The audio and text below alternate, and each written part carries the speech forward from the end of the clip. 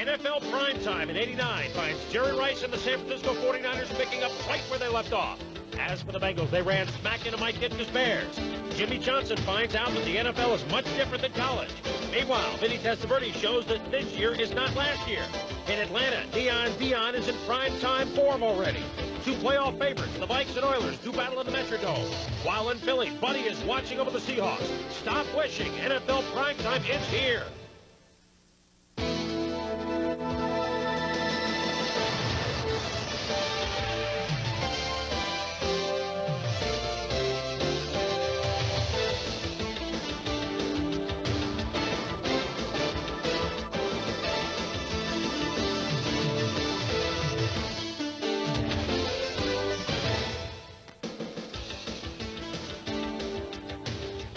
Everybody, and welcome to ESPN's NFL Primetime. I'm Chris Berman, and our cast of characters, yes, we are the same for the 1989 season. Joining us again, Tom Jackson, Pete Axtell, John Saunders with us in the cockpit here on the big plane this time, and welcome aboard. Let's get you update very quickly on the late games, and there were many of them being played around the NFL. At Minnesota, it was the Vikings all over the Houston Oilers. They win that game by the count of 38-7. Cleveland, once upon a time they had trouble winning in Pittsburgh. No, Bud Carson, a resounding win as first game as head coach of the Browns.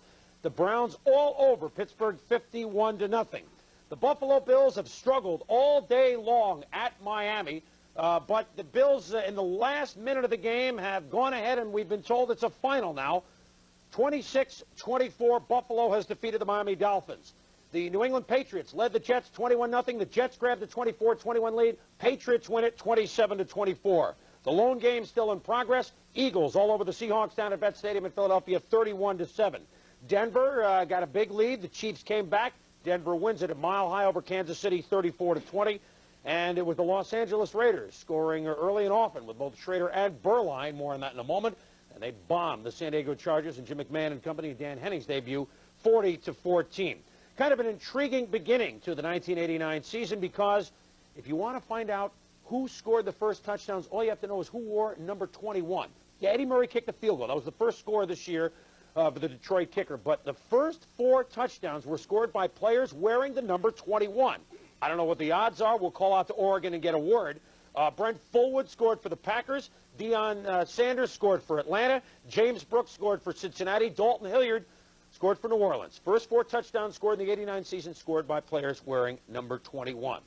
On to the games, where the San Francisco 49ers and their new head coach, George Seifert, began what they hope is a successful defense of the '88 Super Bowl championship. They were at Indianapolis in the Hoosier Dome against the Colts, and Seifert was trying to do something that Bill Walsh had never done. A, repeat as Super Bowl champion, and B, win opening game as the Super Bowl champion, defending champ. And George Seifert begins his first regular season game, and he says, yeah, Joe Montana to John Taylor. I think, remember that, the last pass in the Super Bowl against the Cincinnati Bengals, so they started as the first pass this time. But the Colts defense stiffens here with a little stunt, Tommy. Out by Bickett in hand. Bickett comes free up the middle and sacks Montana on the day. And the Niners would stall that drive and only kick a field goal lead at 3-0. Chris Chandler to Billy Brooks beats Tim McKyer. Biasucci has a field goal, and we're tied at 3. Second quarter, something's never changed. Montana to Jerry Rice. Now remember, Rice actually looked at us with a straight face and said, I was slow last year. I'm 190 pounds and I'm faster this year. That was a 54-yard pickup, setting up Roger Craig behind the big left side of the line. And I love the lead block by Rathman to get him into the end zone. 10-3 Niners in the second quarter. The Colts will go deep as well. Chris Chandler deep to Billy Brooks. They had to go upstairs with this one. Take a look at the replay. Was he over before he went down? The ref said, after further review, touchdown. That was Tom Dooley. Billy Brooks, don't hang down your head. You scored the touchdown. We're tied at 10. The Colts celebrate, but not too loud. Niners lead at 13-10 at the half. The second half, the Dome got very quiet. John Hand trying to get the crowd into it. But all it did was spur on Roger Craig, who in the third quarter went around the right side. This will go 26 yards. Look at Roger. I mean, Rice, Montana, Craig. Some things never change. Later in the drive, Craig going behind Jeff Bregel and Brent Jones. 4-yard touchdown run, 20-10 for George Seifert and company. Roger Craig, 131 yards, 2 touchdowns on the day.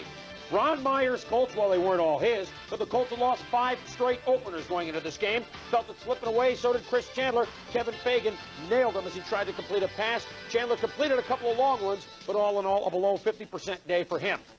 23-10 Niners after the third quarter. In the fourth quarter, Eric Dickerson becomes the 7th man to ever reach the 10,000-yard plateau in the NFL. 91 games fewer than anybody had ever done it before. Dickerson 106 yards on the day, and he got the football. That ignited the Colts.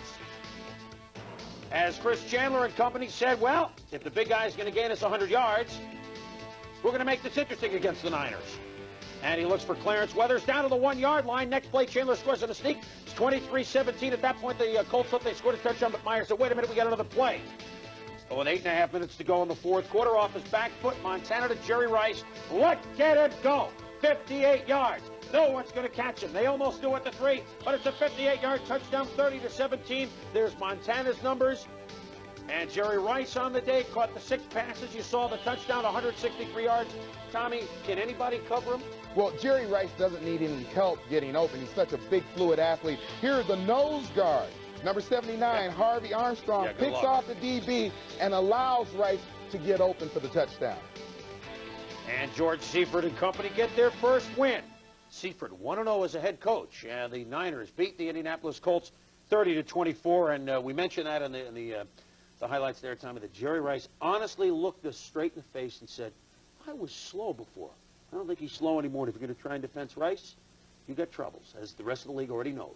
Well, the 49ers have not changed much. They're coming with more of the same this year. Great job of running defense today. Although they gave up 106 yards, remember it's Eric Dickerson. The key to their game, though, Joe Montana and his ability, doesn't scramble like he used to, but he still has that ability to move 4 or 5 yards either way and get that pass off. He's the most accurate guy in the league. We've known that. I'm a little puzzled, you know. I thought Bill Walsh was about as cold as any coach, and I know guys like Johnny Carson don't get coaching jobs in the NFL. They all have to be serious. But George Seifert, in the glory of winning his first game as a head coach, looked absolutely miserable on the sidelines. If Walsh was cold, this guy's glacial. But he's a winner. He's 1-0 so far as Niners head coach. And the Colts have the toughest schedule this year in the National Football League. If you stack up the team's records from last year and parlay them into this year, they played well, but not well enough against the champs. How have the guys who've gotten 10,000 yards done it? Jim Brown is the next closest to Dickerson. There's the list. We'll be back.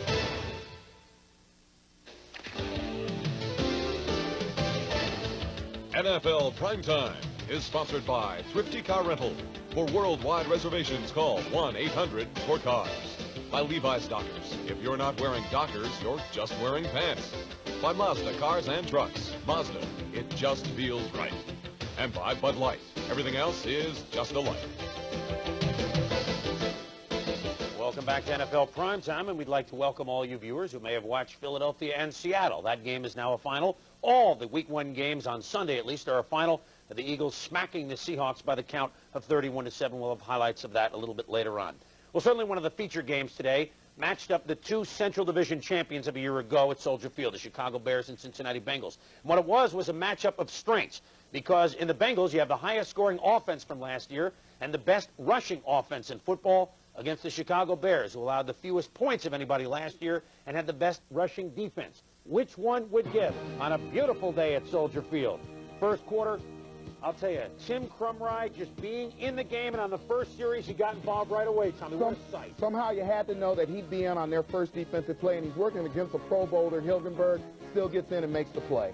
Jim's shooting gallery beat out the veteran kicker Jim Breach, but his first kick was blocked by Dan Hampton. A defensive game was this one. 3rd and goal on the 1. The Bengals play tough defense. They stop Neil Anderson. Barker and Reggie Williams do it. Mike Ditka says 4th and goal early. Let's send Brad Muster into the line, but no! Skip McClellan and Reggie Williams stop him, and the Bengals take over on downs. Under 2 minutes to go in the first half. The Bengals have a 7-0 lead, but Neil Anderson scampers off 23 of his 146 yards. Now it's a career high for him as the Bears move into Bengals territory. 2nd and 10 on the 12, 14 seconds to go, down 7-0. The quarterback draw. Tomczak had trouble passing early, but he ran this one in. Dixon hits the ball out, but it's too bad, Ricky, because don't lose that number. It's 7-7 at the half. 3rd quarter, Ickey Woods having a quiet day. And the Bears say maybe we could take the lead here. Woods having a quiet day until on 3rd and 1 from the 4. He gallops in. Now, he took his time at about the 2-yard line. He might pay for that one day. Woods 60 yards. Those are the biggest ones. Cincinnati leads at 14-7. Fourth quarter, Chicago, though, trying to move the ball and trying to make the tone on defense. Dan Hampton. Even in the midst of a double team, Hampton, with his tenaciousness, gets to the quarterback. Butler has kicked a field goal. The Bears trail at 14-10. 4th and a foot to go, and Tomczak calls his own number, gets the first down. The drive is alive. Just 2 plays later. Bengals in a zone defense, but they forget tight end James Thornton. The linebackers split out, leave the middle of the field open. Too much cushion between the linebackers and the DBs. Thornton makes the catch, goes in for the touchdown. 21-yard touchdown. The Bears lead at 17-14. Bears think they can kill out the clock after they stop the Bengals once, but it was never that easy. As Brad Muster, fumble! The Bengals recover.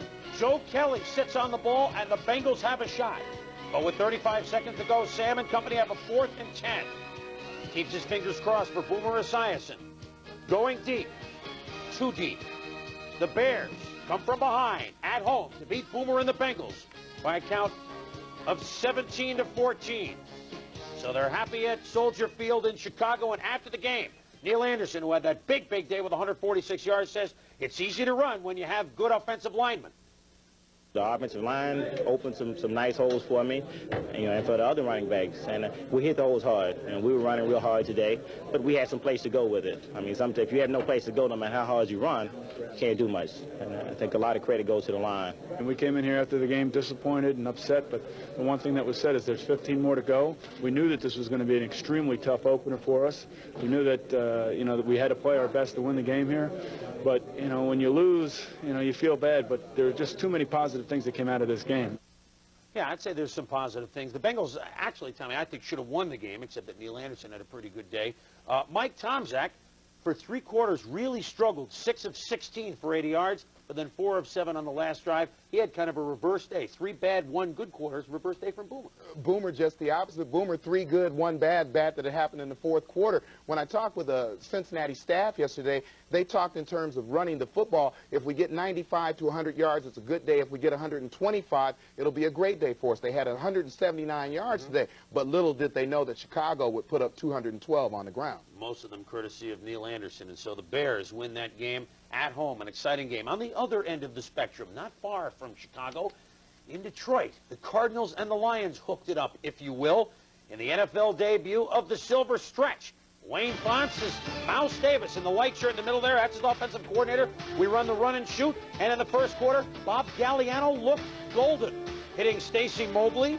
And then Galliano again. This is an offense that turned the ball over 20 times in the preseason. No turnovers on offense today. In the first quarter, they gained over 100 yards. Galliano this time to Mel Gray. And look at him scamper for the extra yards. Lion fans love the offense, but it shut down in the second quarter, and the Lions trailed the Cards 6-3 at the half. In the third quarter, a new era. Some pretty good players have worn number 20 for Detroit. How about Billy Sims? How about Lem Barney? Here's Barry Sanders. 5 minutes left to go in the third quarter. His first carry as a Lion. Yes, he looks marvelous. Who needs the preseason? Gains 18 yards, and the fans say, Barry, it took a while, but we love you. Sanders not through, though. He's pretty powerful. The thing you notice about Sanders is the leg strength. When people get down below that waist, you have a hard time holding on to him. So this touchdown put the Lions in front 10-6. Pretty good debut in less than a half's work. In the fourth quarter, Neil Lomax helping call the plays in the press box. Watching Gary Hogaboom lead the offense that would include the veteran Roy Green. And the Cardinals retake the lead 13-10. Murray's kicked the field goal to tie it at 13. Cards trying to drive. You see the clock. Hogaboom, Teron Wolfley playing because Earl Farrell hurt an ankle. So Wolfley's in, makes a big reception down to the 11-yard line. Hogaboom going for 265 yards through the ball a lot. At the delay of game, penalty puts the Cards back 5 yards. Al Del Greco. Good from 33 yards. The Cards win, well, I don't know if you want to call it an absolute thriller, but they win it. They beat Detroit at the Silverdome by the count of 16-13. When we return, the debut of Jimmy Johnson as head coach of the Dallas Cowboys, the Oilers-Vikings dome game. Neil Anderson, though, against the Bengals. Both can run. Who was better? This is what happened today. We'll be back.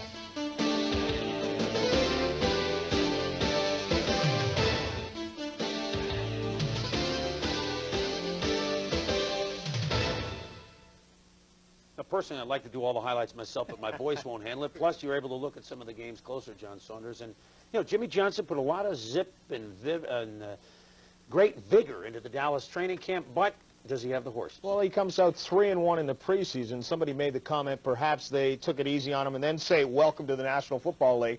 More importantly, though, for the Dallas Cowboys, first time in their 30 seasons that Tom Landry was not standing on the sidelines when they would kick it off to open the year. Jimmy Johnson beginning the new era for the Dallas Cowboys.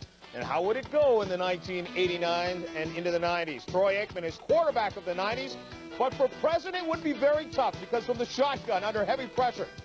And then the official gets in the way if things aren't bad enough and he's swarmed under a loss of 23 yards. Jimmy Johnson says, hey, Herschel Walker, I saw him do it in college and I like the college game. Herschel takes the ball, but the entire defense of the Saints is there. No rushing yards for Dallas in the first half. Even when Dallas did have a scoring opportunity, it gets messed up. Fake field goal, Saxon the holder to Roger Ruzek. Looks like he has some room, but no speed, and he is swarmed under, nothing going. Jimmy Johnson then tells Saxon, we'll work on that one later. The Saints with some problems themselves. Shotgun formation, Sack McPath, Bobby Hebert. Who wants the football? Too Tall Jones has a shot at it. Oldest player in the league, but can't come up with it. Then in punt formation, Joel Hilgenberg snap. Errant again. George Winslow decides to kick it out of the end zone, shanks it, but Dallas would not convert on the opportunity. Tommy, the Saints are deep at running back, though. Dalton Hilliard, great low center of gravity and a very, very tough runner. Good offensive line up in front of him. He gets a little bit of extra yardage here, even running on all threes. Sets up the touchdown. Then on the punt return, Derek Shepard turns it on, goes straight up the middle, wide open, 56 yards, takes it in for the touchdown, 21-0 for the Saints at the half. Welcome to the NFL, Jimmy Johnson. What about the second half?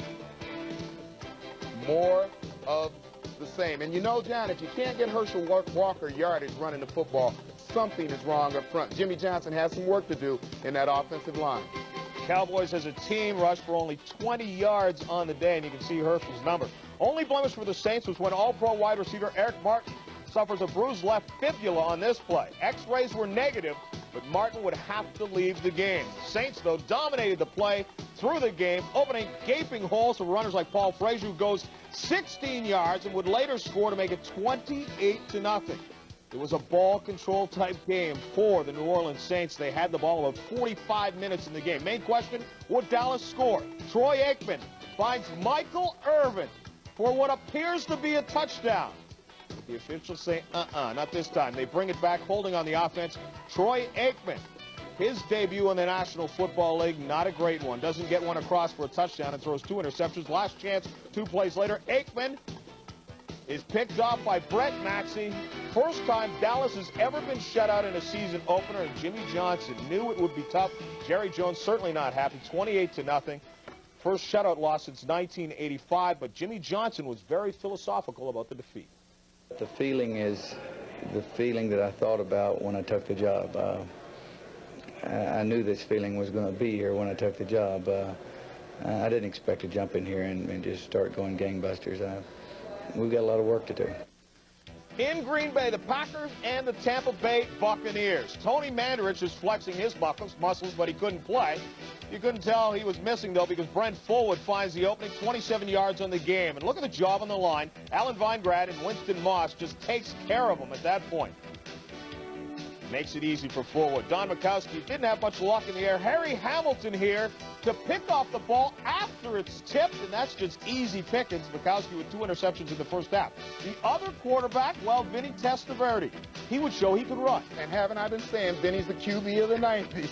As Vinny comes and shows great vision, cuts back across the field. But I think the great thing about this is Vinny's effort at the end of the play, stretching that long body out, getting a first down. Vinny says, though, I'm here to throw the ball. Mark Terrier grab onto this one over the middle. 16 yards on the game. But look at the help he gets from Paul Gruber, who holds off Tim Harris and makes it easy. Vinny getting the help and getting the job done, and that makes it easy for Vinny to do this. Something you would not have seen earlier last year or any other year. Vinny moving up in the pocket, spotting the receiver on the run, throwing for the touchdown. William Howard, 9 yards on the TD. It was 27 at the half, but the pack comes back. Bukowski to Perry Kemp, who looks like he's in for a touchdown, but gets nailed, spins, and fumbles the ball. Carl Bland recovers it in the end zone, 23-21. Tampa Bay still up. Green Bay might do it.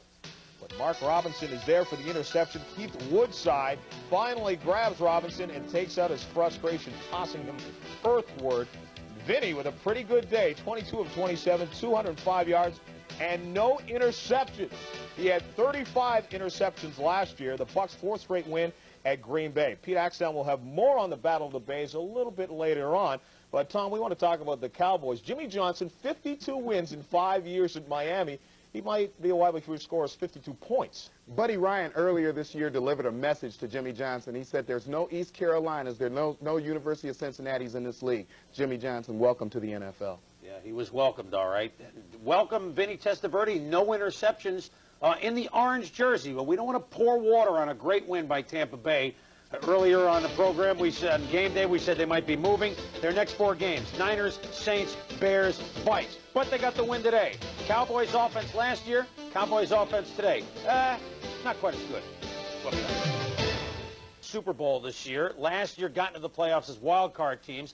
Faced off at the Metrodome. We're talking about the Houston Oilers and the Minnesota Vikings. Jerry Glanville, in my trip down there during the preseason, says we got to learn how to win on the road. Take our house of pain on the road. The last 2 years, the Oilers 6-11 as road teams. But Minnesota not the place to start winning because the Vikings were 7-1 at home last year. Now, earlier this year, Anthony Carter said, you know, he's going to want to bench me because I'm not happy about my contract.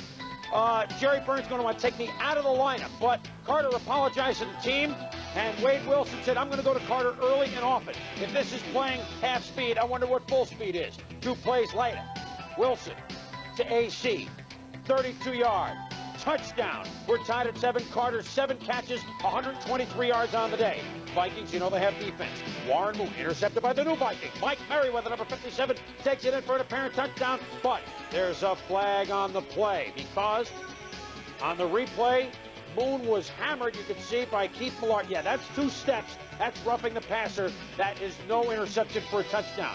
But 2 plays later, if at first you don't succeed, try again. Merriweather with a beautiful diving interception. So he's rested after taking a year off. Takes it back to the Oilers' 26-yard line. Warren Moon is a waxing gibbous at this point. It took just 5 plays after the INT. Wilson to another newly arrived Viking, Steve Jordan of Brown University. Touchdown. 14-7 Vikes after 1. Things surely started to sour for Houston in the second quarter. Bad snap for Bruce Matthews. Montgomery can't handle it. Vikings recover at the Oilers' 20. But the fans today said, what? Shh, shh, shh, quiet. Wilson looked to Anthony Carter after the turnover. He lofts it. AC to the 1-foot line, setting up a Rick Benny touchdown. Carter, there you see his numbers.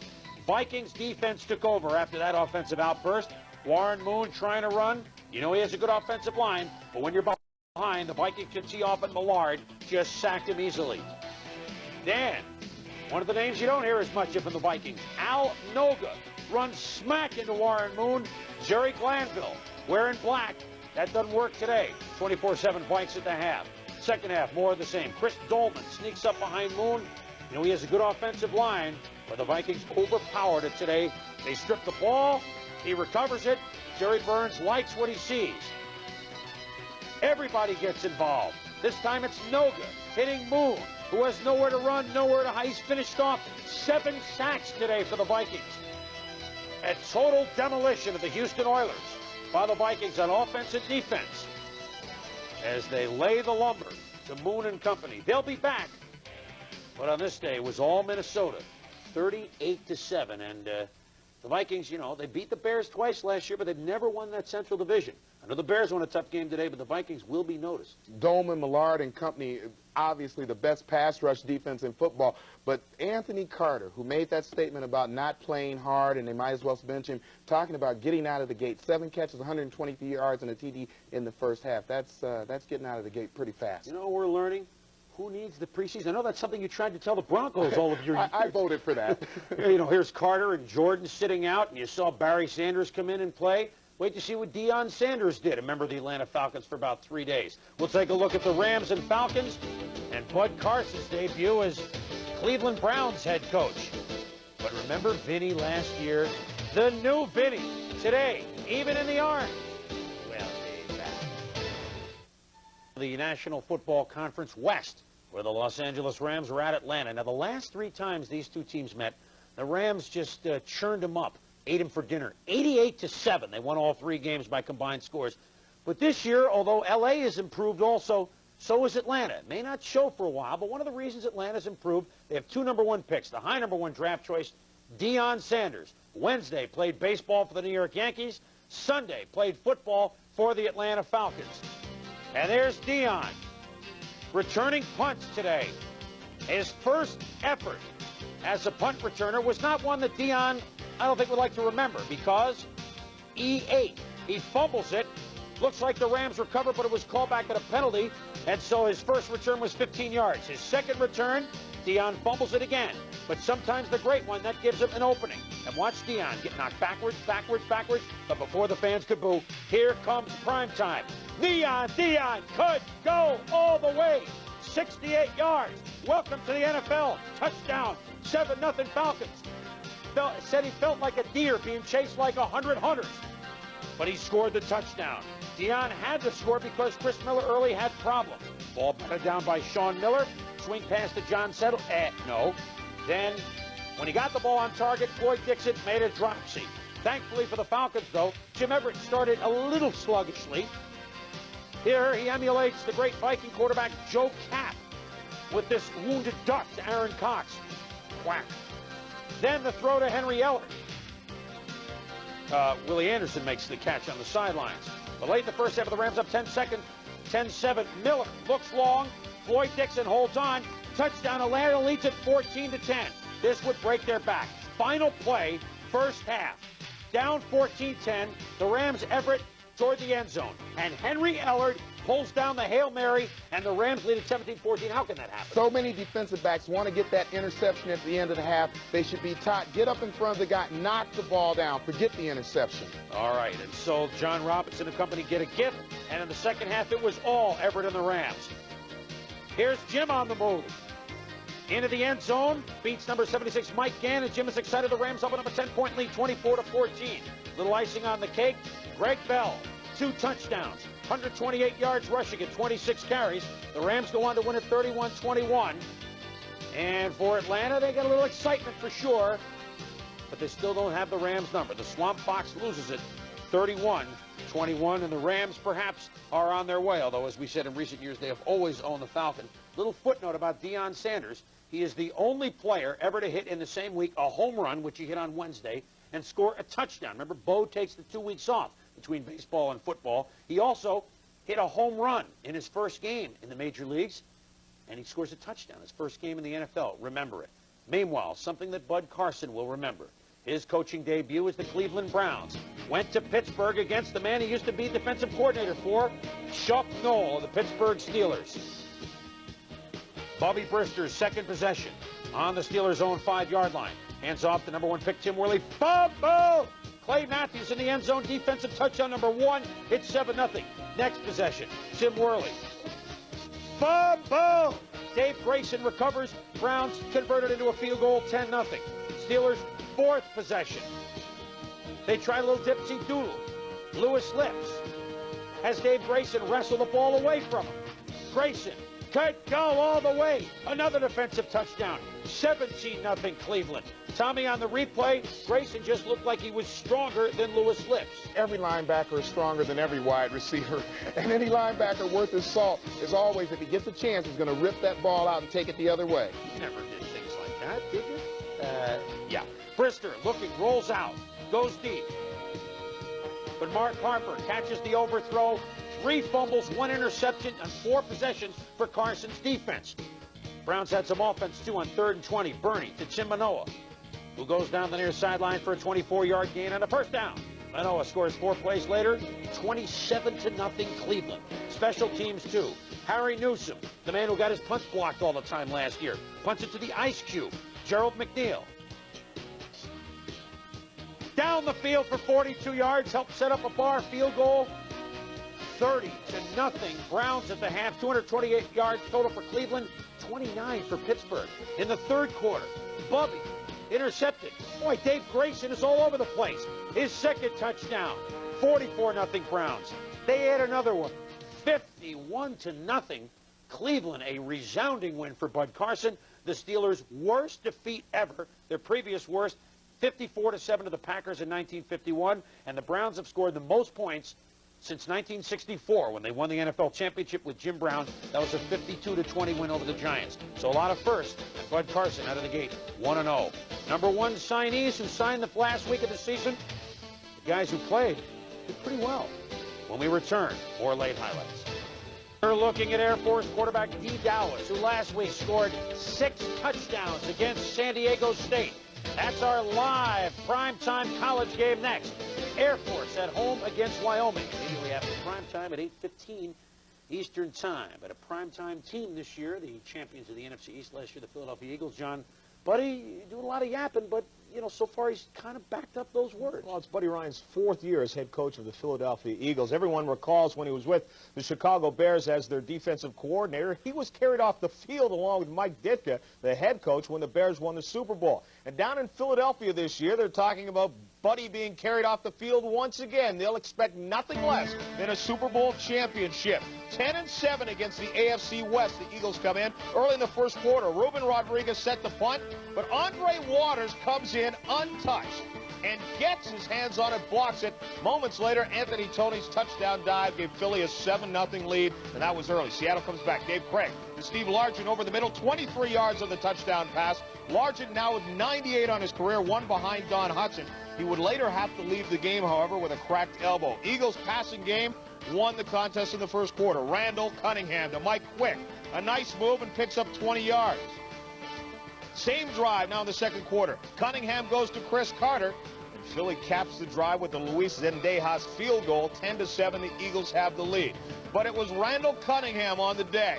This is why he's so dangerous. Rolls out and then just lofts this one like he's tossing a softball and gets it in there. 42 yards in the game to Carter. Now at the 8-yard line. Randall to Carter in the corner of the end zone. 6 points, 17-7. Philly has the lead. Take a look at it again on the replay. The perfect pass beats Dwayne Harper, who had excellent position, but Randall still threads it in there. Now on to the third quarter. Cunningham hits Mike Quick for another big game. Again, Randall so effortless with the pass. Randall 13 of 27, 240 yards, and the 2 touchdowns in the day at the office. Same drive, Cunningham. Watch the high pass here. Mike Quick just comes back to the ball, grabs it, and steals it away from Melvin Jenkins, 24-7. Mike Quick with 6 receptions for 104 yards. Take a look at it again on the replay. The ball is just floated up there in the air, and Mike Quick does the rest of the work. It's a great read of physiques, John. I guess he knows that his man is going to be able to out-jump Jenkins. Seattle tries to come back, though, through the air. Craig's pass is underthrown. Jenkins picks it off and makes the nice return after getting back up, taking it along the sidelines. More good Philly defense. Wes Hopkins coming in on the safety blitz and picks up Dave Craig for the stop. More defense. Craig's overthrown pass picked off by Todd Bell, who's just back there playing floater. Dave Craig, not one of the greatest of days. 15 of 34, 210 yards, 1 touchdown and 2 interceptions. Philly adds a 30-yard interception return for a touchdown, and they win it 31-7. The Eagles 36-26 against AFC teams. They're 3-4 against the Seahawks.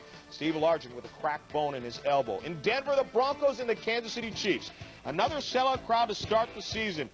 Marty Schottenheimer in his first game with the Chiefs, and he had no success when he was with Cleveland. Steve DeBerg back to pass, and it's picked off by Tyrone Braxton, 34 yards, and the Broncos have a 7-0 lead. After the Broncos made it 10-0, Steve DeBerg goes to work again, but he fumbles the ball, and the Broncos swarm over top of DeBerg and come up with the ball. Marty Schottenheimer says, I may be with a different team, but it's not going any better. 4 plays later, Sammy Winder takes the handoff from John Elway and goes in, takes the pitch, turns and cuts it back 17-0. Once the Chiefs learn to hang on to the ball, it doesn't get any better because DeBerg was called for delay of game. Doesn't get the playoff. The officials come in. And that's the way it was going for Kansas City, but it would change, their fate would. Just before halftime, 17-3 Broncos, 4th down, ball on the 1. Kenny Gamble takes it in to make it 17-10. The Broncos have the lead still, but it's cut now down to 7. Second half, now 17-13. John Elway with plenty of time. And when Elway has time like this is what happens. Steps up into the pocket and zips it into Sewell. 9 yards on the touchdown, 24-13. John Elway, 150 yards passing on the day, but the Chiefs refuse to die. Down 27-13 in the 4th. 4th and goal, Steve DeBerg to Carlos Carson, 5 yards of the toss. He's wide open. It's 27-20, and DeBerg is getting pumped up against his former teammates. The Chiefs' next possession, the turnover comes back. DeBerg looking for Emil Harry, picked off by Randy Robbins. He goes 20 yards for the touchdown, and Denver has the insurance it needs. 4 Chief turnovers in the game, 34-20 is the final. Marty Schottenheimer was 0-4 against the Broncos when he coached Cleveland, and now he's 0-5, even though he's with a different team. Meanwhile, San Diego and the L.A. Raiders, a new-look Chargers that come in. Dan Henning's the new coach, and Jim McMahon's the new quarterback. Leslie O'Neal takes Jay Schrader down early, and Schrader would have to leave the game for x-rays. Comes back as a spectator, but he has a slight separation of the collarbone. Leslie O'Neal continues to play hard. Comes in from the end zone and knocks the ball loose away from Steve Berline, who had come in to replace Schrader. Ken Woodard lays out Tim Brown on the kick return, and Brown would have to leave the game as well. But what the Raiders did do, when Schrader was in the game before the injury, he hits Willie Gault 53 yards on the bomb as Gault is off and running. It's almost underthrown. He still comes back and gets the ball. And then Schrader goes to Vance Mueller. 26 yards. This one will set up for the touchdown, and the Raiders will have the early lead. Lots of time in the pocket. Just zips it across the middle, and Mueller does the rest of the work into the end zone. Chargers offense also used the big play. Rookie running back Marion Butts on a 50-yard burst for the touchdown as he breaks it through the middle. Ties the game at 7-7. And the Raiders, though, would continue to use the big play. Third quarter, Berline to Willie Gault again. 39 yards in this touchdown reception. The Raiders are up 28-7. Steve Berline with a good day off the bench. The new quarterback, Jim McMahon, not as good for the Chargers. Inconsistent. Here he's almost picked off. Then McMahon is sacked, swarmed under by Piquel. McMahon was finally pulled for backup David Archer. Not a good debut for Jim McMahon as his team gets clobbered 40-14 by the L.A. Raiders. Jay Schrader, Tim Brown, both had to leave the game for the Raiders. Jim McMahon, 7 of 18 for 91 yards. Let's get back to the Eagles game, though. Everyone is talking in Philadelphia. I go down there every week talking about the Eagles winning the championship. And the biggest reason? Randall Cunningham. Randall Cunningham has great throwing ability out in the middle of the field, but what's most impressive to me is when he gets around the goal line, his ability and touch on the football. And don't think he didn't miss Mike Quick, who caught 140 yards worth of passes today. All right, we have an update on that game on Steve Largen's condition. He will be out 6 weeks now, the elbow injury in that game. We just got word now from Philadelphia, so he caught the 1 touchdown pass today. But Steve Largen decided to come back for his 14th season. Remember last year he began it and got hurt in week 1 after hit by Mike Harden. Again, week 1 he gets hurt in the game against Philadelphia. So Seahawks lose more than just a ball game. Opening day in the 80s. Who's the best team? Who might not be so successful? When we come back, a win on the final play of the game by the Buffalo Bills. Stay with us.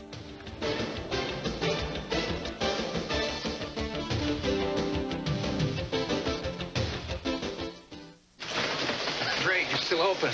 At Andover College, students have time to shot over the AFC East after years of watching everybody else win the division. One team that always used to beat up on them was the Miami Dolphins. But Buffalo had beaten 4 in a row. And they went down to Miami, expected to win the game at Joe Robbie Stadium. Only temperatures, well, they were way, way up high, near the 100-degree mark. But Dan Marino ready against Cornelius Bennett and company. Hits Troy Stratford early with the pass. And then out of the shotgun, look at the Dolphins' new pants, folks. Avoids the rush of Cornelius. See, Marino is faster in the new pants. Completes it to Crash Jensen. Marino delaying the calls. Buffalo offside, but completes on the free play to Andre Brown. Next play, Marino to Mark Duper, who guaranteed a victory in this game. Beats Nate Odoms, sets up a run by Stratford, 7-3 Miami, an upset in the making. The other side of the ball, the Bills line opening some holes for Thurman Thomas. But again, it was Thurman Thomas left, right, and some other things, not a lot else. Throwing the ball, Kelly with a lot of time here. And William Judson figures, I just better take a pass interference penalty. That sets up the Bills only scoring in the half. It's 7-3. Jim Kelly has all the time in the world. Andre Reed, wide open, drops the ball at the 10-yard line. You think the Dolphin defense was fired up? Yeah, they made the hit right there. Number 1 draft pick, Lewis Oliver. At least the one that they've signed thus far. 10-3 Miami at the half.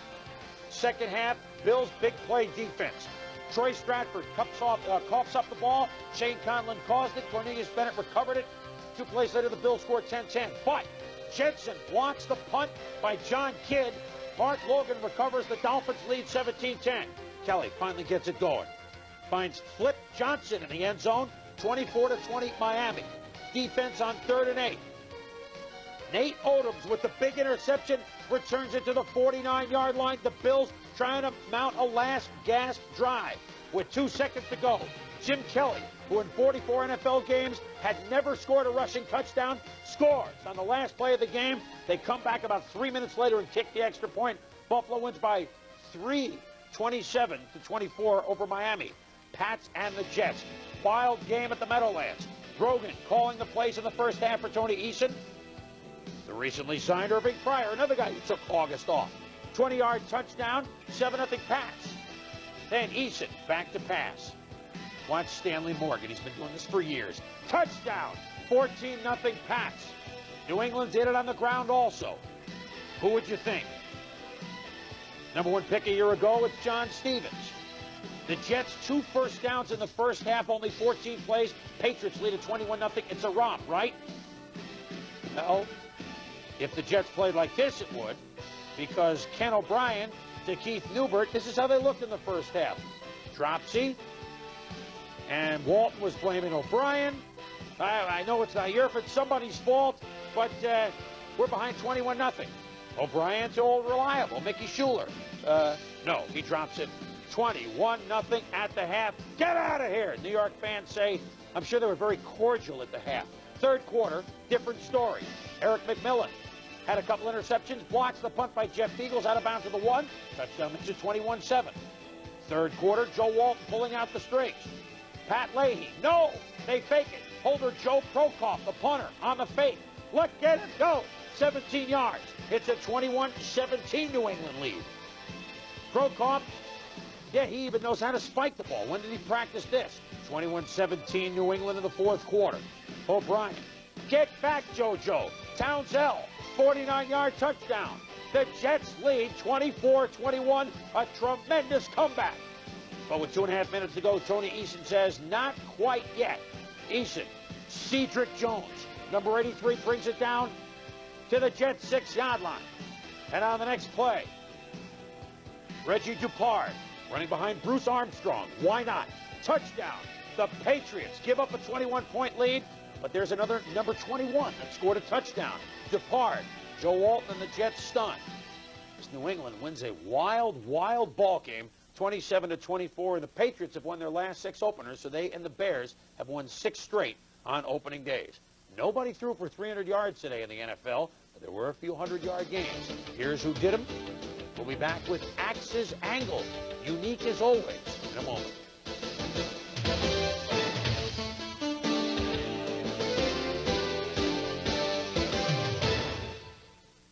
Working with Pete Axthelm the last few years, and I think that all of you out there already know, is that Axe looks at things a little bit differently. And as we look at Axe's Angle this week, you know that when Week 1 pits Tampa Bay against Green Bay, it's always an Axe specialty. In 1989, that game was no exception.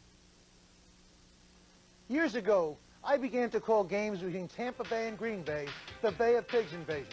The Bay teams were so awful, almost every meeting was a duel for non-bragging rights as worse than the business. Understandably, a clever Buck PR man made jokes in the darkest hours. Some since-departed Packers merely made bail in a troubling decline from long-lost character. That's why today's renewal was so welcome. The Bucs showed up intense and intelligent. Ray Perkins designed a conservative, sound game plan that ended Testaverde's tendency toward risky business. Coach Lindy Infante's Packers made a comeback that hinted at the noble Green Bay of old, if not the skills. The Bucs held on to win 23-21. But that wasn't the happiest message of the game. What I saw was evidence that leadership and work can really improve pathetic teams. I saw Vinny Testaverde renewing old promises, a Mark Murphy flashing glimpses of old toughness. The Bucs don't have to flee Tampa Bay, as colleague Fred Edelstein suggested they might on our game day show. They just have to entertain it. The Pack doesn't need to keep terrorizing a small town. They just have to win back its respect.